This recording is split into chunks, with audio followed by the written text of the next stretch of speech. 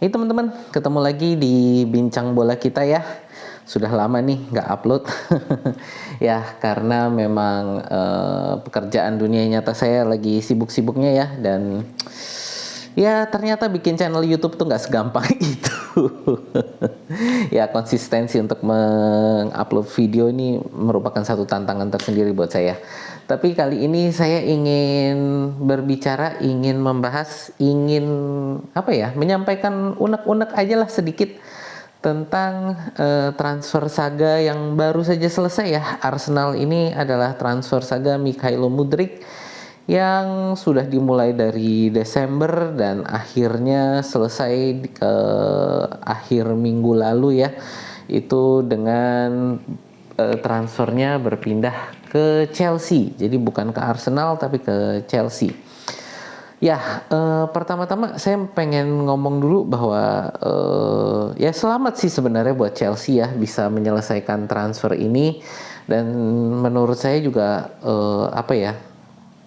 saya sendiri dengan valuasi harganya Mudryk itu menurut saya terlalu mahal gitu. Jadi kalau di forum-forum fans, di di grup-grup fans gitu ya, saya sebenarnya dari awal sejak penawaran pertama ditolak saya sudah menyatakan bahwa ini sebenarnya harganya nggak masuk akal. Kalau di atas dari penawaran pertama itu Arsenal kan kalau nggak salah yang dilaporkan itu penawaran pertama itu 40 plus 20, jadi 40 juta euro pembayaran yang pasti dan 20 juta euro dalam bentuk add-on gitu ya. Dan di final itu penawaran terakhir, penawaran ketiga itu yang saya dengar itu adalah 70 juta euro pembayaran yang pasti plus 20 juta atau 20 atau 25 juta dalam bentuk add-on gitu kan. Ya itu menurut saya untuk pemain seperti Mudryk yang ya umurnya masih muda dan baru bermain di liga ya dengan segala hormat ya, tapi ini liga Ukraina ini kan termasuk liga papan bawah lah ya, walaupun di Eropa gitu. Jadi menurut saya untuk valuasi 100 juta euro itu terlalu mahal. Jadi saya sebenarnya kalau di di grup fans itu saya sudah ngomong kenapa ngebet banget sih gitu ya. Kalau dari saya apakah mungkin memang Mikel Arteta dan Edu melihat ada satu potensi, tapi kalau memang melihat potensi itu gitu kan, saya juga heran kenapa yang ngejar ini kok cuman klub Inggris gitu kan ya, dan cuman dua lagi, cuman Chelsea dan Arsenal. Manchester City kok enggak, Liverpool kok enggak. Terus dari Real Madrid kan sekarang juga lagi peremajaan squad gitu kan, kok nggak ngejar PSG gitu, kenapa? Jadi ya saya merasa agak kok nggak ada yang ngejar gitu selain Arsenal dan Chelsea. Jadi saya merasa bahwa memang valuasinya ini terlalu tinggi dan nggak masuk akal gitu kan. Nah ya itu, jadi apakah memang dari Arteta melihat ada satu potensi tertentu gitu kan.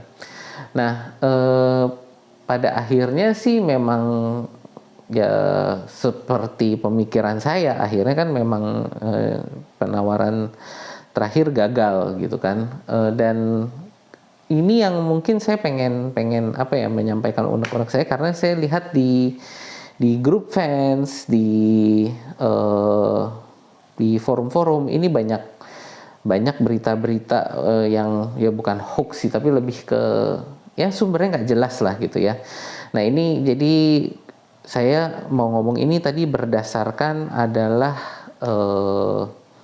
wawancara ya CEO-nya Shakhtar Donetsk, wawancara dengan Sky Sports gitu kan. Dan dari apa yang saya tangkap dari pembicaraan itu dan dari berbagai sumber gitu kan, bahwa sebenarnya penawarannya Chelsea sama penawarannya Arsenal itu sama.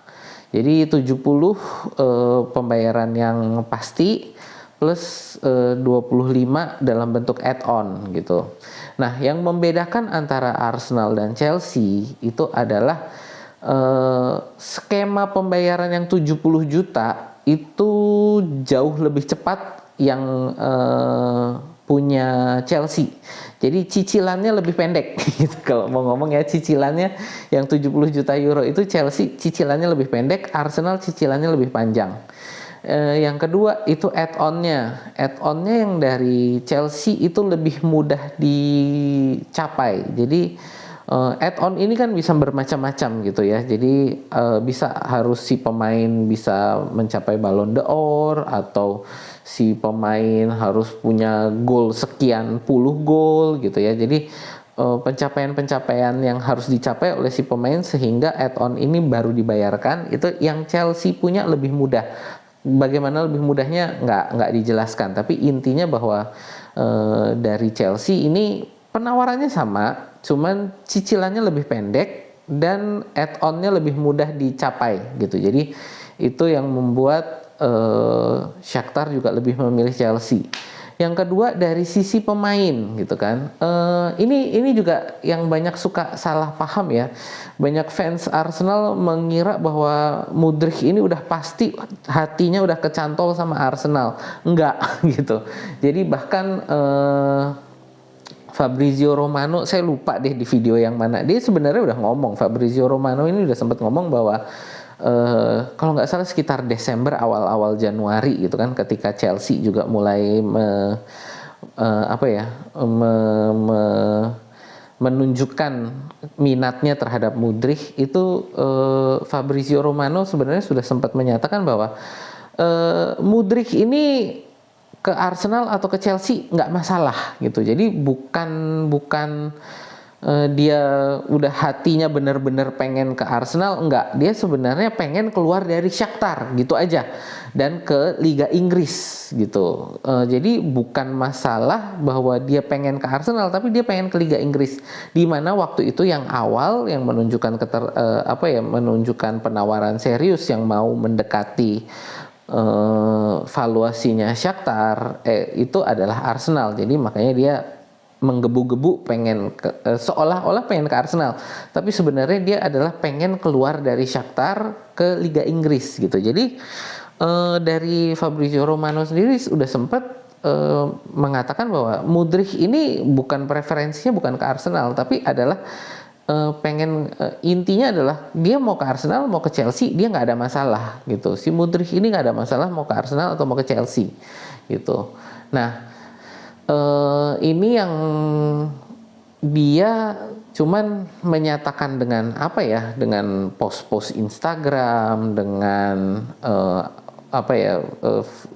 media sosial yang dia like, yang dia ikuti gitu, seolah-olah dia tuh kesengsemnya sama Arsenal, tapi padahal sebenarnya intinya adalah dia pengen keluar dari Shakhtar ke klub yang lebih tinggi ya tadi, Chelsea atau Arsenal sebenarnya buat Mudryk nggak ada masalah. Nah berikutnya perbedaan penawaran Arsenal dan Chelsea ya ke Mudryknya nih sekarang. Ke Mudryknya ini Arsenal itu penawarannya adalah untuk gajinya yang dikabarkan itu adalah sekitar 50 juta pound sterling 50 ribu pound sterling per minggu, dan kontraknya itu adalah 5 tahun gitu. Jadi enggak ya sebenarnya untuk hitungannya jangka panjang, tapi itu adalah 5 tahun gitu, 5,5 tahun karena ini kan pertengahan musim ya, jadi kontraknya adalah untuk 5,5 tahun, itu sekitar 50 ribu pound sterling per minggu, itu gaji yang ditawarkan oleh Arsenal. Sedang yang dari Chelsea ini yang dilaporkan sekarang adalah gajinya adalah 100 ribu pound sterling per minggu dengan kontrak. Nah ini masih agak rancu ya, ada yang bilang 7,5 tahun, ada yang bilang 8,5 tahun, tapi saya kayaknya lebih percaya yang 7,5 tahun. Jadi kontraknya adalah 7,5 tahun untuk gajinya 100 ribu pound sterling per minggu gitu. Jadi ya pilihannya sebenarnya sangat mudah gitu kan kalau kita ngomong hanya dari segi finansial. Jadi dari segi finansial apa yang didapatkan Mudryk di Chelsea ya lebih besar, 2 kali lipat dengan jangka waktu yang lebih panjang gitu. Jadi kalaupun dia ngeflop gitu kan, seandainya pun dia ngeflop, dia sudah dapat, udah pasti gajinya untuk 7 tahun ke depan itu adalah 100.000 pound sterling per minggu, dan itu ya untuk di Liga Inggris ya kelas pemain papan tengah lah ya. Jadi bukan pemain papan atas. Pemain papan atas mungkin kita ngomong gajinya sekitar 200 sampai 500 ribu kan ya per minggu gitu. Tapi kalau untuk 100 ribu, 150 itu ya pemain papan tengah lah sebenarnya. Gajinya kira-kira segitu gitu kan. Nah, Mudryk sendiri belum, sebenarnya kalau dari saya belum menunjukkan bahwa dia pemain papan tengah. Dia masih pemain muda dengan potensi gitu. Jadi pemain muda dengan potensi yang belum kelihatan sebenarnya. Dia papan bawah, papan atas, papan tengah sebenarnya belum kelihatan. Dia masih di ya tadi pemain muda dengan potensi. Makanya kalau dari saya harga 100 juta euro itu nggak masuk akal gitu. Dan ya kalau dari awal sebenarnya saya udah bilang kalau Chelsea mau bakar duit silakan gitu. Arsenal mending mundur cari, dan memang kan akhirnya begitu Chelsea masukin penawaran, Arsenal mundur. Kenapa? Karena Arsenal itu punya prinsip nggak mau perang penawaran, perang harga tuh Arsenal nggak mau. Jadi begitu Chelsea masuk lebih tinggi, ya udah Arsenal mundur. Nggak mau perang harga, kecuali pemainnya memang benar-benar serius mau tapi saya rasa juga nggak mau gitu. Intinya adalah Arsenal nggak mau kalau perang harga, Arsenal nggak mau. Jadi begitu Chelsea masuk dengan penawaran tadi yang untuk Shakhtarnya itu cicilannya lebih pendek dengan add-on yang lebih mudah dicapai, untuk Mudryknya penawaran gaji 2 kali lipat dengan jangka waktu yang sampai 7 tahun gitu kan, itu tentu jauh lebih menarik. Dan Arsenal nggak mau, ya terserah gitu kan, kalau mau ambil ke sana ya silahkan, kita mundur gitu. Jadi itu yang teman-teman harus tahu di belakang layar itu dari berita-berita yang dari sumber-sumber tadi ya. Salah satunya saya tadi nanti saya taruh linknya di bawah ya untuk wawancara CEO-nya Shakhtar itu dengan Sky Sports, itu nanti bisa dilihat deh wawancaranya itu.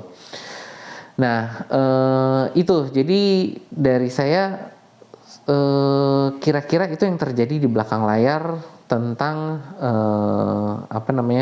transfer saga ini. Yang berikutnya adalah apakah saya khawatir gitu kan dengan ini, berarti kita kehilangan calon pemain yang katanya digadang-gadang adalah calon bisa mendapatkan Ballon d'Or gitu kan. Saya nggak khawatir. Kenapa? Karena ini Todd Bowley ini sebenarnya nggak ada strateginya kalau menurut saya ya.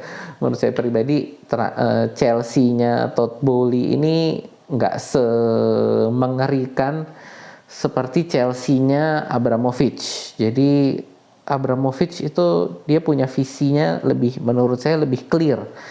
Chelsea mau dibawa kemana. Sedang Todd Bowley ini menurut saya masih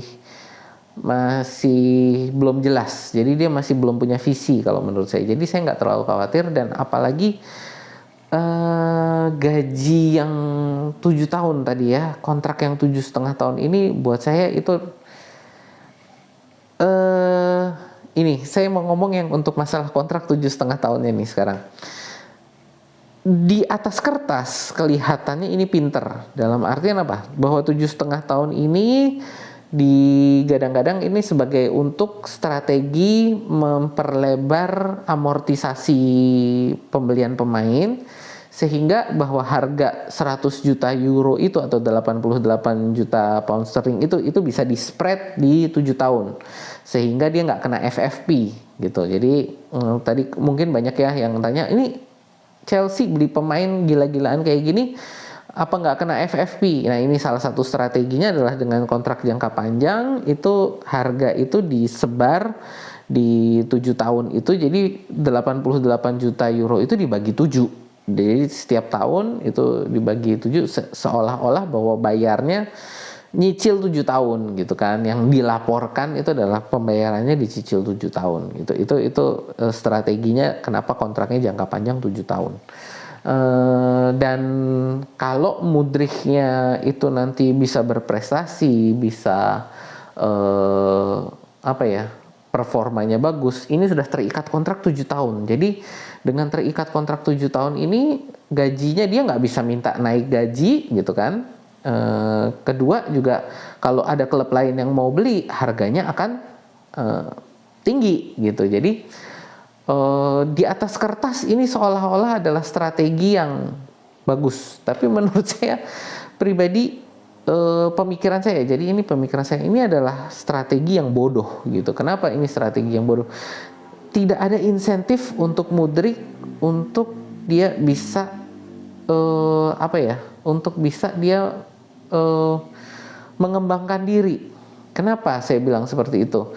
Kontrak di sepak bola Eropa gitu, itu kenapa sih kita ngomong biasanya antara 3 sampai 5 tahun untuk pemain-pemain muda seperti ini? Karena kalau mereka sampai ngeflop itu ya udah, nanti ada waktunya dibuangnya gampang gitu. Jadi setelah waktu kontraknya habis, ya udah dilepas gitu kan. Yang berikutnya adalah kalau dia bagus gitu kan, ya itu adalah insentif buat si pemain. Kalau dia bagus, dia nanti bisa negosiasi kontrak. Untuk kontrak berikutnya adalah minta gaji yang lebih gitu kan. Dan jadi ketika dia nanti kontraknya habis, kalau nggak dikasih kontrak yang lebih bagus dari klub asal, dia bisa pindah ke klub lain, dapat gaji yang lebih tinggi, dapat signing on fee gitu kan. Nah, itu insentif untuk dia mengembangkan diri gitu. Jadi dengan 7 tahun kontrak ini saya lihat justru ini membuat Mudryk nggak ada insentif untuk mengembangkan diri. Kenapa? Tadi saya bilang dia kelasnya bahkan belum sekelas untuk pemain papan tengah Liga Inggris. Jadi dia kelasnya sebenarnya memang masih kelas pemain muda dengan potensi gitu ya. Nah, dengan dia sudah dapat gaji sebagai pemain papan tengah dalam 7 tahun, kalau dia nanti mengembangkan diri menjadi superstar, justru menurut saya ini adalah kerugian untuk Mudryk. Kenapa? Karena begitu dia meningkatkan level dia menjadi tingkat superstar, gaji dia stuck di gaji pemain papan tengah gitu. Ya dia nggak bisa minta gaji lebih. Kenapa? Karena dia dikontrak 7 tahun. Dan dia juga nggak bisa minta untuk dijual. Kenapa? Karena dalam kontrak 7 tahun ini panjang banget. Ketika mau dijual harganya akan tinggi lagi. Dan dia pasti akan transfer saga lagi seperti ini lagi berkelanjutan. Bahkan mungkin bisa jadi nggak kejual. Kenapa? Karena dengan kontrak 7 tahun kalau dia udah superstar, harganya pasti nggak akan kira-kira gitu. Jadi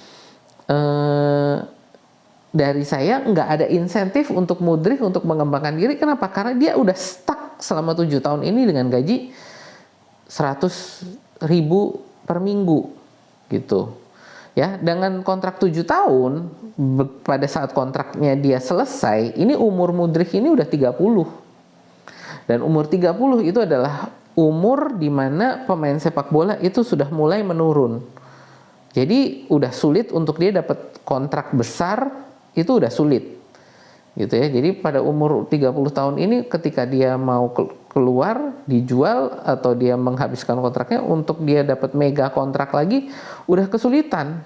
Kenapa? Karena udah masanya menurun dan kontraknya biasanya pun dapatnya jangka pendek, paling 2-3 tahun, paling pol-polan biasanya 3 tahun. Gitu kan. Jadi sama sekali nggak ada insentifnya untuk Mudryk untuk mengembangkan diri. Jadi buat saya kontrak 7 tahun ini, menurut saya ini akan membuat Mudryk akan ngeflop ya. Jadi ada beberapa hal yang menurut saya akan membuat Mudryk ngeflop.